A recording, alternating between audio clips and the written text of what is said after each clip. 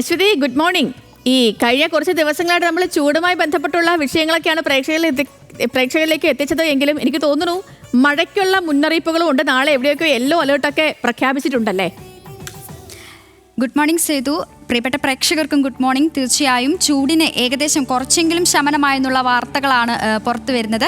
അതായത് ഈ ആഴ്ച മുതൽ സംസ്ഥാനത്ത് വേനൽ മഴ ആരംഭിക്കുമെന്നുള്ള മുന്നറിയിപ്പാണ് കാലാവസ്ഥാ വകുപ്പ് നൽകുന്നത്. ഏതൊക്കെ ജില്ലകളിൽ എങ്ങനെയൊക്കെയാണ് മഴയുടെ തീവ്രതയെന്നും എന്തൊക്കെ മുൻകരുതലുകളാണ് പ്രേക്ഷകർ സ്വീകരിക്കേണ്ടതെന്നും പതിവ് പോലെ മാപ്പ് വഴി നമുക്ക് പരിശോധിക്കാം. തിരുവനന്തപുരം, കൊല്ലം, ഇടുക്കി, പത്തനംതിട്ട എന്നീ 4 ജില്ലകളിലാണ് ഇന്ന് യെല്ലോ അലേർട്ട് പ്രഖ്യാപിച്ചിരിക്കുന്നത്. ഈ ജില്ലകളിൽ ഉച്ചയ്ക്ക് ശേഷം ഇടിയോടുകൂടിയിട്ടുള്ള മഴയ്ക്കുള്ള സാധ്യതയുണ്ട്.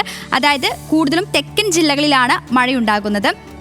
ഉച്ചയ്ക്ക് ശേഷം ഇടിയോടുകൂടിയുള്ള മഴയുണ്ടാകും. അതായത് 115 മില്ലിമീറ്റർ വരെ മഴ ലഭിക്കാമെന്നാണ് നിലവിലെ സൂചന.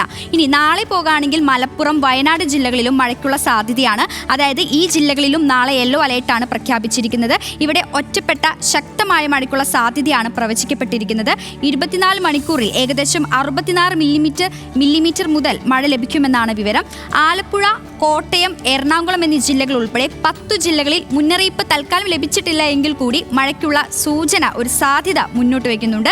ഇനി മഴ മാത്രം പരിശോധിച്ചാൽ പോരാ, മറ്റു മഴയാണെങ്കിൽ കൂടി, മഴയുടെ സൂചന ലഭിക്കുന്നുണ്ടെങ്കിൽ കൂടി താപനിലയിൽ ഒട്ടും കുറവില്ല എന്ന് വേണം പറയാൻ. പാലക്കാട് ജില്ലയിലാണ് ഏറ്റവും കൂടുതൽ താപനില രേഖപ്പെടുത്തിയിട്ടുള്ളത്. 37 ഡിഗ്രി സെൽഷ്യസ് താപനിലയാണ് ഇന്ന് രേഖപ്പെടുത്തിയിട്ടുള്ളത്. തൊട്ടു പിന്നാലെ കോട്ടയം, കണ്ണൂർ, കോഴിക്കോട് എന്നീ ജില്ലകളാണുള്ളത്. ഈ 3 ജില്ലകളിലും 36 ഡിഗ്രി സെൽഷ്യസ് താപനിലയാണ് നിലവിൽ രേഖപ്പെടുത്തിയിട്ടുള്ളത്. താപനില ഇങ്ങനെയൊക്കെയാണെങ്കിലും മഴയുടെ സൂചന ഉണ്ടെങ്കിലും ഉയർന്ന അൾട്രാവയലറ്റ് സൂചിക രേഖപ്പെടുത്തിയിട്ടുള്ളത് കൊണ്ട് തന്നെ നമുക്ക് ചൂടിൽ നിന്നും പൂർണ്ണമായി രക്ഷപ്പെട്ടു എന്ന് പറയാൻ സാധിക്കില്ല.